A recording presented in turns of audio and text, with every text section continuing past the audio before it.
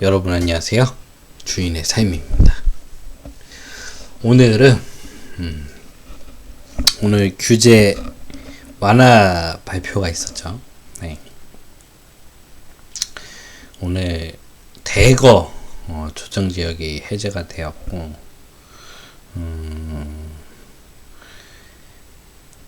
무주택자하고 1주택자에게 혜택을 주는 형태의 이제 오늘 규제 완화책이 발표가 됐죠. 물론 뭐 규제 완화 방향으로 가는 거는 좋은 방향인데 여전히 정부, 제가 봤을 때는 이제 정부가 겁을 먹고 있다. 그러니까 겁을 먹을 수밖에 없어요. 전 정권이 뭐 때문에 정권을 내놨겠습니까? 보통 이제 뭐 보수 정권이든 진보 정권이든 10년, 그러니까 대통령을 2번씩은 하는데 5년 만에 내놓은 거는 결국 부동산 정책 실패 때문에 그렇게 된 건데, 이제 그거에 대한 이제 두려움이 있죠. 두려움이 있어서 이번에도 시장이 반응할 정도의 완화책은 없다라는 게 제 판단이고, 어찌됐든 계속적으로 규제 완화 쪽으로 가고 있다라고 보시면 될 것 같아요. 그래서 오늘 간단하게 오늘 발표된 이제 부동산 시장 현안 대응 방안 11월 10일 예. 뭐 오늘 그 내용들 뭐 자세하게는 안 알아보고요. 핵심 내용만 빠르게 보고 그 다음에 뭐 향후에 어떻게 좀 진행될지에 대해서 개인적인 의견 드리고 싶어서 영상 켰습니다. 오늘 영상이 기대가 되신다면 구독, 좋아요, 알람 설정 부탁드리겠습니다. 네.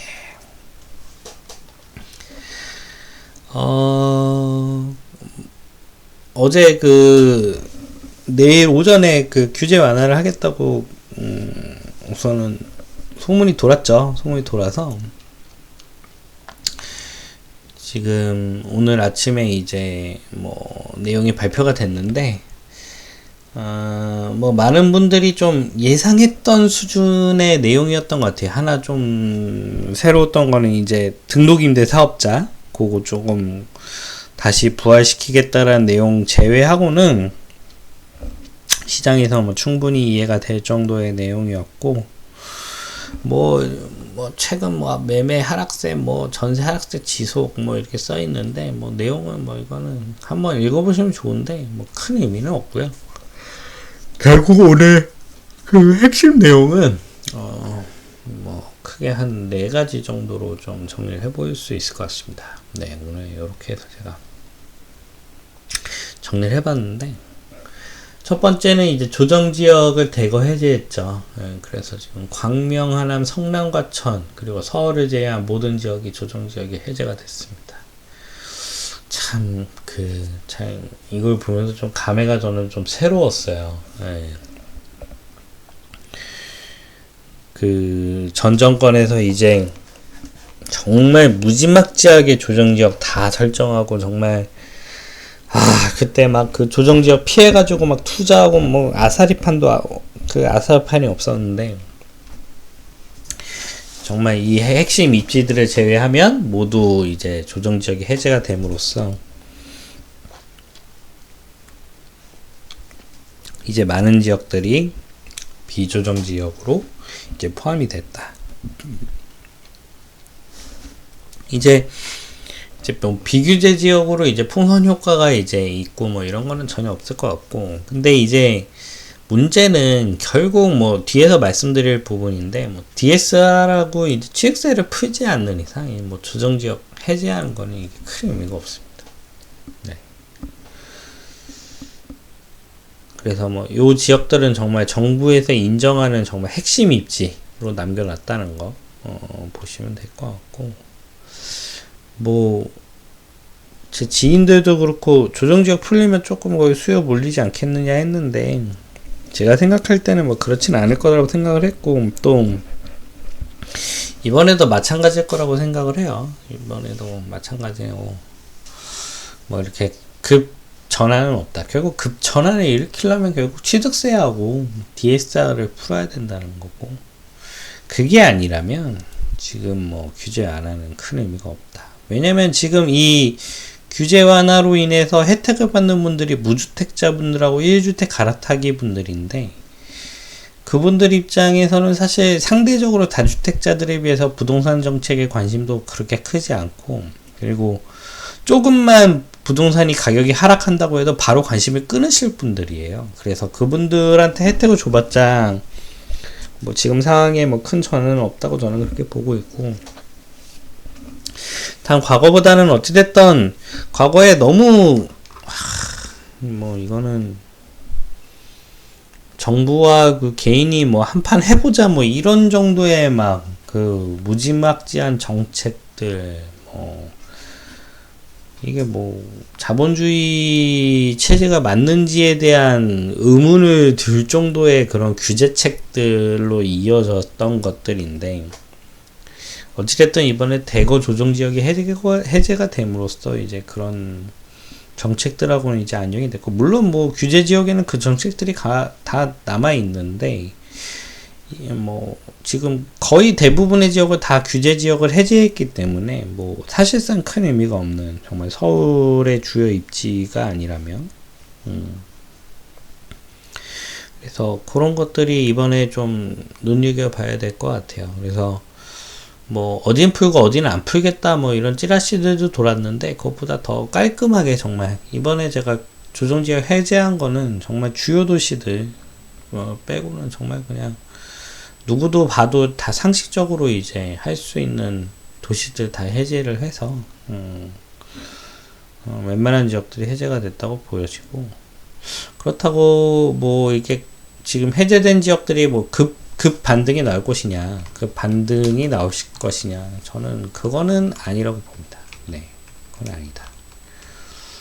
그러면은 조정지역 해제된 거를 뭐 전혀 신경 안 쓸 거냐, 뭐 그렇지는 저는 않다고 보고, 저는 이제 이번에 GTX A 노선, 네,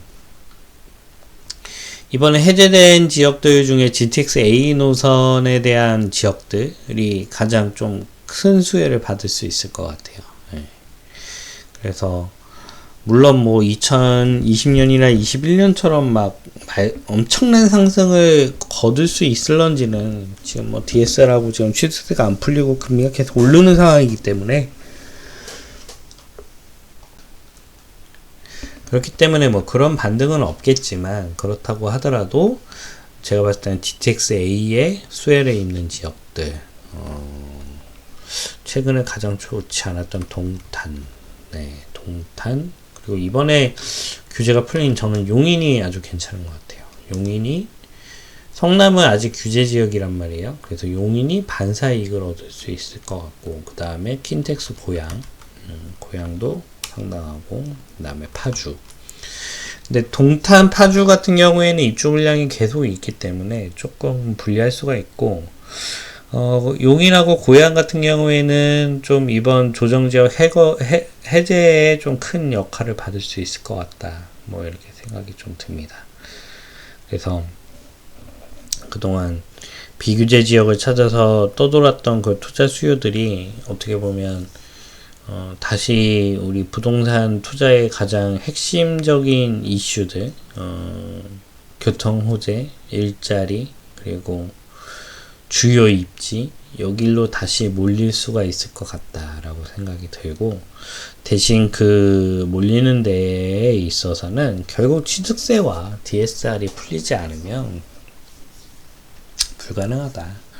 오늘 제가 그 대출 자산 건 하고 왔는데, 그 대출 상담사분이 말씀하시는 게 이해가 되더라고요. 그러니까 결국 DSR을 안 풀면 막 지금 뭐 무주택자들, 뭐 최초 구매자들 뭐 80% 6억 뭐 이런 얘기 하는데, 자기는 6억을 한 번도 실행시켜 본 적이 없다는 겁니다. 왜냐면 DSR이 안 되거든요.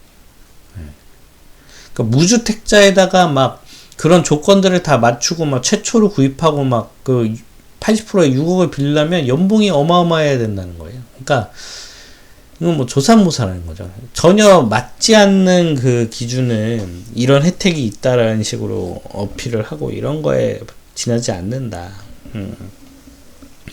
그래서 DSR이 결국 풀리지 않으면 뭐 큰 의미가 없다라는 이야기고, 어찌됐든 뭐 제가 봤을 때는 GTX-A의 이제 호재에 이제 가시권에 있는 동네들, 특히나 용인과 고양, 용인 고양은 입주도 그렇게 많지가 않죠. 그래서 여기에는 조금 호재가 있을 수 있지만 그렇다고 뭐 드라마틱한 변화가 있을 것 같지는 않다, 이렇게 보시면 될 것 같고, 어찌됐든 뭐 양도세 중과라든지 뭐 이런 것들에 대한 부분은 조정지역을 대부분 지역을 해제를 함으로써 사실상 없어졌다, 이렇게 보면 될 것 같고, 결국 뭐 중요한 거는 DSR가 취득세다 라고 보시면 될 것 같고, 두 번째는 이제 등록 임대 사업자를 뭐 12월 중에 뭐 제도로 정비하겠다, 12월 중에 이야기가 나왔어요.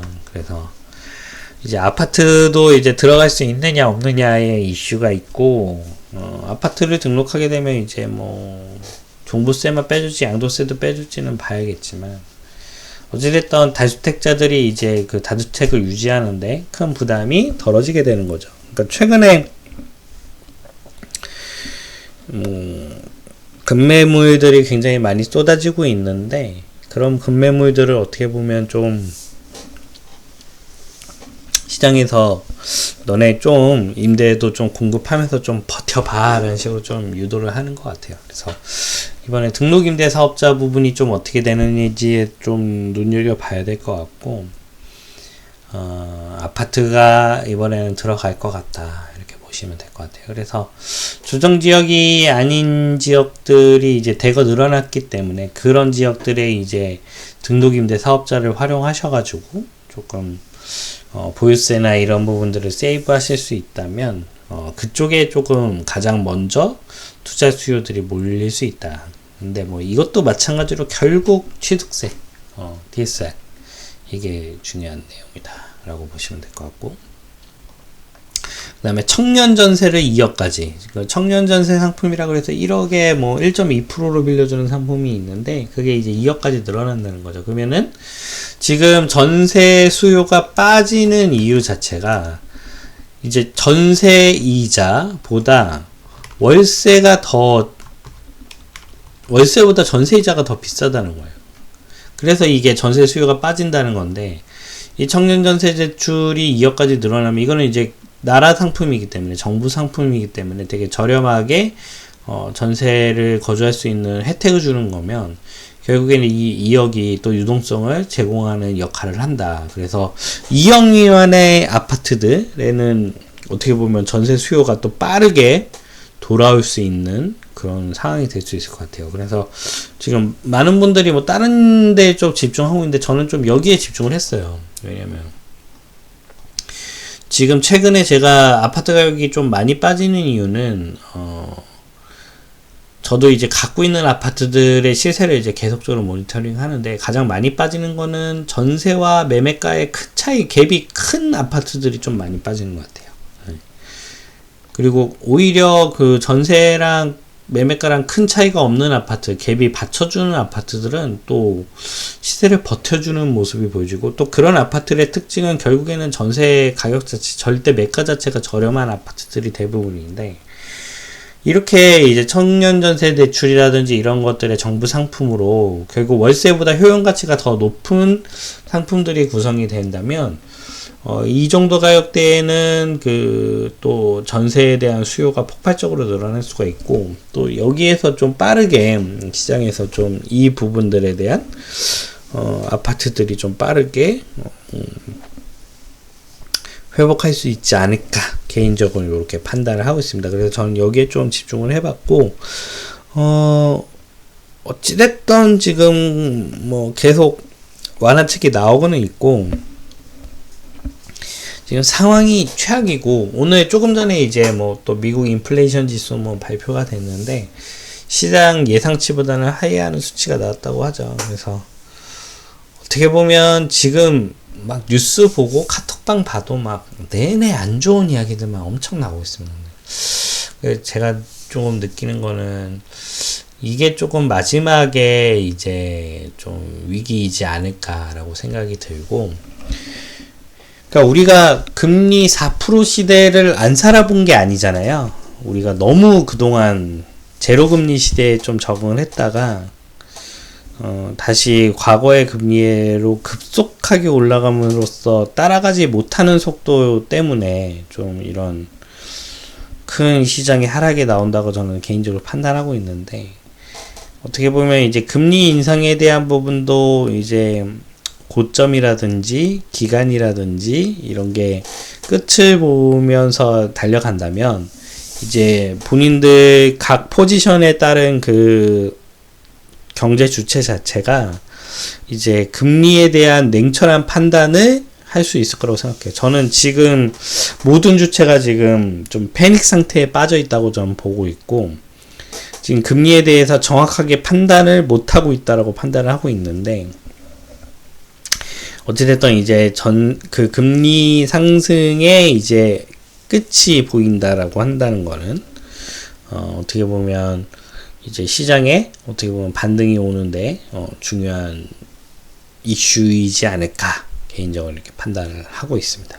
그래서 오늘 청년 전세 2억까지 하는 거에 대한 부분도 좀 말씀을 드리고 싶고요. 그 다음에 임차 보증금 반환 대출 확대 2억. 네, 뭐 요거는 뭐 큰 의미가 있는지는 모르겠지만, 어찌됐든 그 역전세라든지 이런 것들을 최소화해서, 그러니까 결국에는 이게 집주인, 그러니까 이게 전세제도의 맹점이라는 게, 임차인 같은 경우에는 뭐 물론 그 손실이 뭐 그 손실이 아니지만 어찌됐든 뭐 손실이 제로다. 그러니까 맡겨놓은 돈을 2년 뒤에 그대로 가져간다는 거잖아요. 그래서 집주인과 세입자 간에 이제 서로의 이해관계가 맞아서 전세 계약이 맺어지는 건데, 최근에 매매가랑 전세가가 낮아짐으로써 그 전세가를 맞추지 못해서 뭐 역전세가 나는 그런 사태들, 그리고 특히나 최근에 대출 규제로 인해서 집주인이 대출을 통해서 집을 좀 빼주고 싶어도 안 되는 구조들, 물론 뭐 사업자 대출이라든지 이런 거를 활용하면 되지만, 그런 그 상황들을 계속 방어해 주고자 이런 제도를 만들었다고 보여지고, 그거에 따라서 이제 급매로 던지는 매물들도 분명히 있을 거예요. 그러니까 이게 실거래가 그 거래량 자체가 워낙 적다 보니까 그 거래가 이루어짐에도 불구하고 그 가격이 시장에서 존재하지 않았던 가격이거나 아니면 뭐 순간적인 협상에 의해서 등장하는 가격이라는 거죠. 과연 그 가격이 신뢰성이 있는 가격인 것인가, 그거에 대해서 우리가 좀 의문점을 가져야 되고, 어찌됐든 이런 제도들을 통해서 그런 매물들의 숫자를 줄이고, 그리고 집주인들이 이게 결국에는 세입자분들도 되게 피해를 입는 거잖아요. 그래서 그거에 대한 대책으로 이런 반환 대출도 확대되고 있다. 어찌됐든 지금 규제에 대한 완화책들은 계속 지금 이루어지고 있다라고 보시면 될 것 같고, 하지만 저는 지금 이런 정책으로는 바로 반전이 일어나기는 어렵다. 바로 반전이 일어나기는 어렵다라고 보고 있고요. 결국에는 뭐냐? 결국 DSR입니다. 그리고 결국 취득세다. 이번에 주3위는 또 취득세 12.4% 냅니다. 내면서도 이게 그러니까 각오를 했음에도 불구하고 이게 참 막상 내려고 또 생각하면 이게 참 좀 그래요. 예. 그래서 지금 무주택자하고 1주택자들은 사실 지금 시장에 참여를 하실 수 있는 상황이 펼쳐짐에도 불구하고 절대 시장에 먼저 참여하지 않으실 겁니다.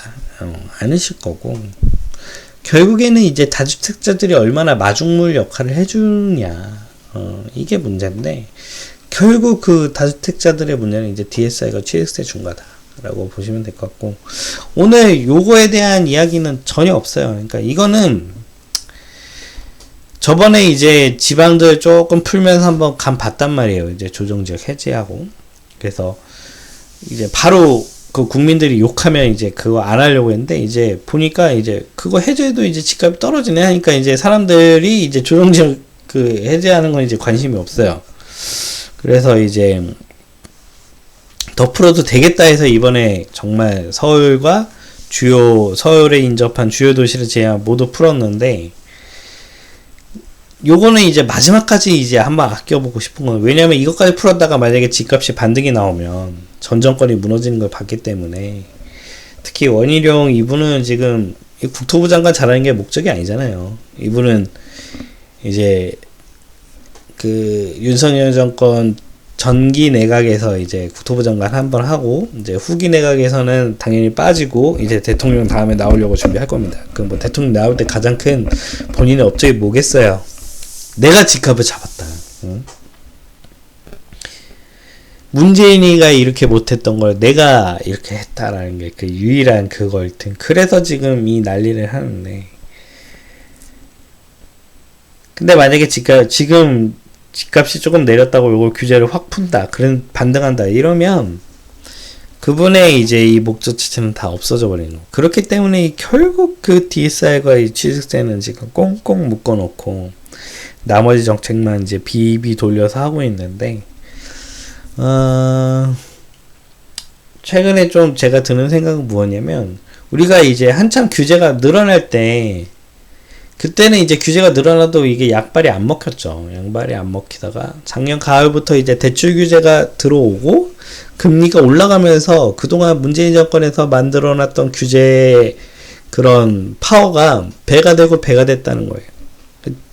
근데 이거를 정반대로 지금 생각하셔야 됩니다. 그러니까 지금 규제 지역은 하나 둘씩 풀고 있잖아요. 하나 둘씩 풀고 있는데, 제가 봐도 이 규제 지역 지금 푼 거에 대한 그 즉각적인 효과는 없을 것이다, 저는 이렇게 보고 있고. 하지만 결국 나중에 DSR과 취득세도 풀고, 그리고 어디까지 이제 규제 완화책이 나올지 모르겠어요. 그런데 그런 상황에서 지금의 풀었던 규제 완화책들이 하나 둘씩, 그때는 이제 그러니까 오히려 문정권 때는 만들어놨던 규제들이 나중에 더 악영향을 미쳤다면, 이제 이게 반대가 되는 거죠. 그러니까 지금 풀어놨던 정책들이 당장은 효과를 못 거두지만 시간이 지날수록 그 효과가 커질 수 있을 것이다, 저는 이렇게 보고 있고. 어쨌든 지금 시장 상황이 굉장히 어렵습니다. 어렵고, 주사미는 뭐 물론 지금도 투자를 열심히 하고 있지만 그 좀 다른 분들한테 조금 권해드리기까지는 조금 어려운 상황입니다. 권하기는 어려운 분위기. 네. 하지만 난 한다. 뭐 지금 저는 요런 마인드인데, 어찌됐든 지금 상황 자체는 투자하는 상황으로 계속 좋아지고 있다. 우리는 요런 긍정적인 포인트를 잡으면 될 것 같고요. 네. 단 지금 오늘 정책만으로는 부족하다, 개인적으로 이렇게 판단하고 있고, 결국 취득세가 언제 풀리느냐. 지금 저는 이번에 좀 반짝 발표하지 않을까 싶었는데 이번에도 미루는 것 같고요. 내년에는 무조건 한다고 저는 보고 있습니다. 왜냐면 이제 내년에 이제 1년 동안 이제 지자체 이제 수익과 지출이 나올 거예요. 그랬을 때 이거 뭐 작년에 비하면 이게 말도 안 되는 수치긴 하거든요. 그리고 결국 정부도 세금을 많이 걷어야 또 많은 정책을 펼치는데, 이런 징벌적인 세금 정책으로는 결국 정상적으로 세금을 거두기가 어렵다 라고 보여지고, 결국에는 취득세 부분도 이제 포기할 것이다 라고 보여집니다. 그래서 그 시기가 언제인 것이냐 라고 보시면 될 것 같고, 우선은 뭐 급 반등은 어렵겠지만 이런 지역들 좀 눈여겨보시면 좋을 것 같고, 그 다음에 등록임대 사업자가 어떻게 진행되는지, 그래서 등록임대 사업자가 만약에 부활을 하고 그 아파트에 대한 대상이 뭐 5구 사이즈 이하다 하면은 또 우리 공시가격 1억 이하의 테마가 분 것처럼 또 그거에 대한 테마가 불 수도 있다고 생각해요. 근데 이거는 또 역설적으로 결국 매매 수요가 늘어나게 되면 그거에 대한 공급 수요도 늘어나게 되는 거죠. 왜냐면은 자기가 모든 집에 살 수가 없단 말이에요. 특히나 임대사업자를 내게 되면 실거주는 불가능합니다. 결국 그렇게 되면은 전세에 대한 공급이 늘어나게 되고, 공급이 늘어난다는 거는 결국에는 전세 가격의 하락을 이끌어내고, 그렇게 되면 또 시장이 안정화되는 상황이 이루어질 수 있는 부분이거든요. 그리고 전세가가 결국 받쳐주지 않으면 매매가가 무작정 올라가기가 또 쉽지 않기 때문에 이건 양날의 검이다, 이렇게 보시면 될 것 같고, 이런 것들 오늘 뭐 많은 내용들이 담아져 있는데, 제가 봤을 땐 요 정도 체크하시면 오늘 규제 해제 발표된 거 이해하시는데 문제가 없을 거라고 생각이 들고, 결국 DSI가 시스템 중과 해제다. 요게 언제 되느냐, 요거에 따라서 움직이면 좋을 것 같고,